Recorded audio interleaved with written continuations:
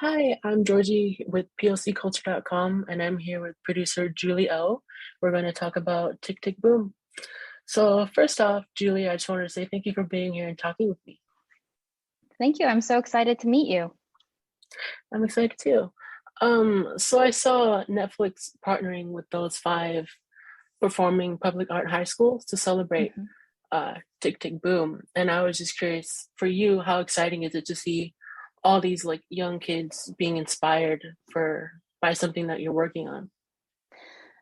Well, it's not only just exciting, I think there's also something really emotional about it for us, because I think the big theme of Tick Tick Boom is how do you take care of the seed once it starts to grow? And seeing kids in high school performing the songs that we've had on repeat during the entirety of developing this musical and even before that feels like the beginning of something more, and it really speaks to our entire intentionality behind bringing this movie to life. Wow. Um, Speaking of songs being on repeat, are there any songs in the soundtrack that are just kind of like always in your mind? Ever since I saw the movie, the whole thing has just been on repeat on Spotify and in my head. I think it's hard to choose. It's sort of like which plate in front of me is the most delicious in this moment, when they are all incredible in their own right. For me, the song that I particularly love the most and have always loved is Sunday. Um, I am, if you looked at my online listening habits, I listened to Sunday from the original cast recording from 2001 probably every single day. And that is the version that is from the three-person musical. And so it's three actors playing all of the roles. And I remember very clearly our first workshop while we are developing the movie when I heard it with 15 actors singing it for the first time, and it was just knocked onto the floor. And it has only gotten better from there for me. And when I look at the final number that's in the movie now, I want to pinch myself because I can't believe that it's real. Yeah, the at the premiere, the whole theater was just freaking out, screaming. Um, is that how you first saw Tick Tick Boom as the three-person play? I've got to see it thanks to Encores, which is a musical series in New York where they will put on musicals that are maybe not known or haven't been produced in a while for a number, like a very small number of performances. And usually the actors are still on book. There isn't really staging. And I got to see it for the first time in 2014 when Lin Manuel Miranda performed as John, and Leslie Odom Jr. was Michael, and Karen Olivo was Susan. Wow. And speaking of Lin Manuel Miranda, on the red carpet, he was speaking about how if he knew how to direct anything, that it would be this, and he would be like kicking himself if he didn't get the job. I was wondering if you could talk about like bringing him onto the project and how did you get involved in the beginning as well? Well, I really have Lin to thank because seeing him perform in 2014 was my introduction to Tick Tick Boom, the material. And even though I was a huge Jonathan Larson fan, loved Rent, for some reason, this was a musical, Tick Tick Boom was a musical that just wasn't on my radar until that I saw that performance. And even before we approached him about directing the movie, after seeing that performance at Encores, I started investigating, seeing where are the movie rights, does somebody have them? Um, because the number one question on my mind when I left was, I want to share this with as many people as possible. And I feel like those are the stories, whether it's a film or a television show or a musical, that are the greatest because it's hit on something very real. And I set off on a several years long pursuit of Julie Larson, who is incredible. She is the sister of Jonathan Larson, who has been the steward and the protector of the Larson legacy for the last 25 years. And it really starts with her and her giving me her blessing to explore this and to approach Lin about directing it that started everything. Wow. So it sounds like you were like the driving force uh, between like getting this movie to happen in general. Well, I think as a producer, you are always pitching people on your ideas and Uh, trying to tell them, this is really special. Let me tell you about it. And the way that I feel about Tick, Tick, Boom is that it wasn't me pitching, but it was me bringing together a group of people who truly loved Jonathan Larson, loved Tick, Tick, Boom, understood why it was important, and understood the responsibility of doing this in the right way. And that's why when I finally reached out to Lin and asked if he would ever be interested in directing this as a movie, he wrote back to my email so fast um, that that's still the fastest he has ever responded to anything that I have sent him. wow. So you were the one to reach out to him too. Yes. Awesome. I saw an interview of you on the red carpet, speaking about when you were casting this movie, you were looking for like who do you create as fanboy, fangirl over? Who do you like have a respect for and has a respect for theater? Was there anyone in particular that like you're like, I want this person, I want that person, and either they ended up in the cast or maybe as a cameo? I think for all of us, every single role we wanted to fill with someone who really understood the mission of the movie, understood why it was important, but then most of all, were someone whose work we personally respected and loved. And I really think about Al and Nan Larson, who are played by Danny Burstein and Judy Kuhn, as the ultimate example of us fanning out over someone, because Danny Burstein is someone that I have seen in Cabaret. I saw in Moulin Rouge, which she just won a Tony Award for. And Judy Kuhn is a legend in her own right, who I saw multiple times in Fun Home.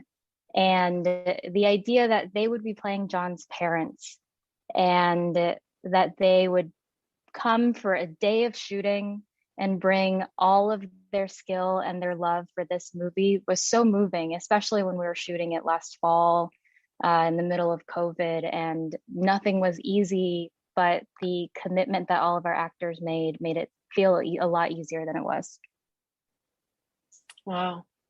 Um, Also, Lin Manuel Miranda had talked about coming back to set like during COVID after you like took that break, that he had to like adjust um, his directing style. Like he couldn't rely on his facial expressions and such. So I was curious, like for your job as a producer or just in general, did everybody have to make changes to like your job, or was it mostly the same coming back?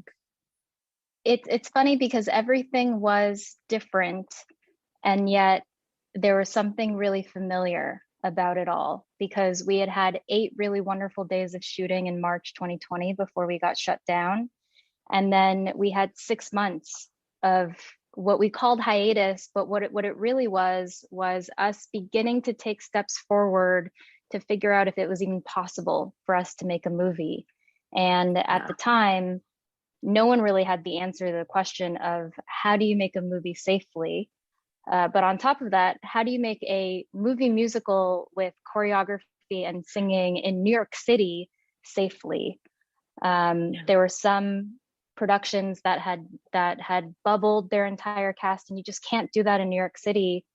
And we would get together as a cast and a crew and an entire company on these biweekly Tick Tick Zooms, where we would get together and we would play trivia and we would check in on each other with just on a personal level, and everyone would join, from Lynn to Andrew, Vanessa, to our PAs, our sound mixer.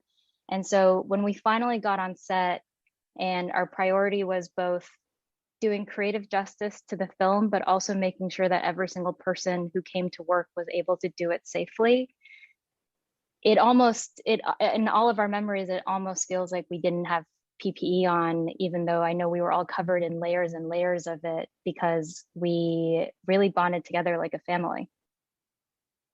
Well, it's great. So like during your break, you guys all really bonded, and it sounds like you got to know like did you get to know like more people than you would have otherwise, or? Yes. And on any set that of any movie that I'm producing, I really try to get to know every single person. But this was the next level because people's safety was at risk. And so it wasn't just you're coming to work, but it was, is your family okay? What are you worried about? And how can we make sure that you feel good showing up to work every single day?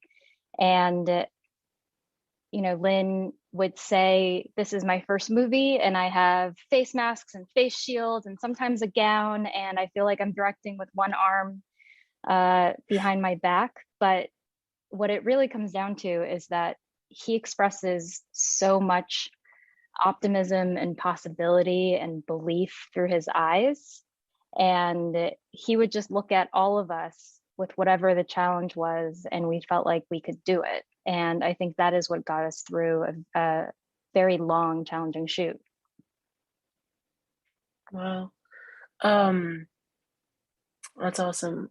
Circling back to the Netflix with the high school theater kids, I meant to ask you, like, you were talking about how like touching it is to see that, and I was wondering, like, for those kids who are watching this movie, Tick Tick Boom, is there any like particular message that you hope that like everyone takes away from it? I think Tick Tick Boom is incredible because it is so universal. And I think that's why it really resonated with me, even though I'm not a composer. And I think the greatest theme, which is, what do you do in order to keep going when you don't have the evidence that you're on the right track? I think everyone would love to have a crystal ball to say, if I do this for another 6 months, it's going to be my big break. I'm going to make it to the next level. And the extraordinary thing is that Jonathan Larson is writing Tick Tick Boom while he's asking those questions himself. And we know that Rent is on the horizon. He's about to change the face of musical theater. But while he's writing it, he doesn't know that. And I think that him getting to the place where he realizes that this is what he's meant to do on the earth, and he has to believe in himself and keep going, is so much more real because it was a real actualization that he had. And I hope that that really fortifies someone as they're about to go into their life. Yeah, for sure. Um, that must have also really resonated with you guys during your break because it's kind of that like, not like starving artist, but it's like you're in like a tough time and you're not entirely sure if it's gonna happen or not. But in the end, you guys did it, and it's a beautiful film. I would have loved a crystal ball in April 2020, in June 2020, Yeah, but we didn't have it. And so we asked ourselves questions at every single step of the way, which is, are we doing this the right way? And how can we be doing this better? And making sure that every single person that came to make this movie felt really good about it. And I don't know that I've ever been on a set that is more joyous pre or post pandemic than this one. We had such a great time making it because we all felt it so deeply in ourselves. that's awesome. Um, Speaking of like fun with the musical numbers, some of them were just like really fun to watch, and it was just like really cool. I was wondering, on set, was there any that was like a fun day when you were shooting it? Um, I think every day was a fun day. Um, every single number, we would kind of look at each other, and the look on our faces were all, how are we this lucky that we get to do this right now? And I really hope that that's apparent on the screen, just how much love was poured into the movie and also how much fun we had making it. for sure. And going back to just how big of a deal that Tick Tick Boom is, I'm sure, like for all of you creatives on board, that this is like a big dream come true moment for you. Um, and I was just wondering, are there any other like projects, like musical theater or otherwise, that would be like another dream come true moment? Um, Well, I think we're all kind of just marinating in the response and the idea that Tick Tick Boom is out in the universe and that people can watch it. That was the really exciting thing to us about releasing the movie on Netflix, is the idea that someone who really needs it at that moment in their life could watch it. It could be theirs. They could watch it over and over and over again, in the way that I listen to cast albums over and over and over again. And I met a young woman on Saturday who 24 hours after the movie had been released had already watched it 5 times and had it on her phone. And that was our greatest hope while we were making the movie. But in terms of personally, my dream projects is I would love to adapt the Teenage Love Triangle from Folklore, Taylor Swift's album. I wore a Folklore sweatshirt through most of last fall while we were shooting Tick Tick Boom. And I don't know if you've done the deep dive into this, but I just think that there's something so real and so moving about these 3 songs on her album. And I think that Taylor Swift is a narrative genius. For sure. I hope that that can happen for you and that like more of your dreams can come true. And I just wanted to end on saying like congratulations on making this film. It's a beautiful film and thank you for talking to us today. Thank you so much. I'm so happy that you liked the movie.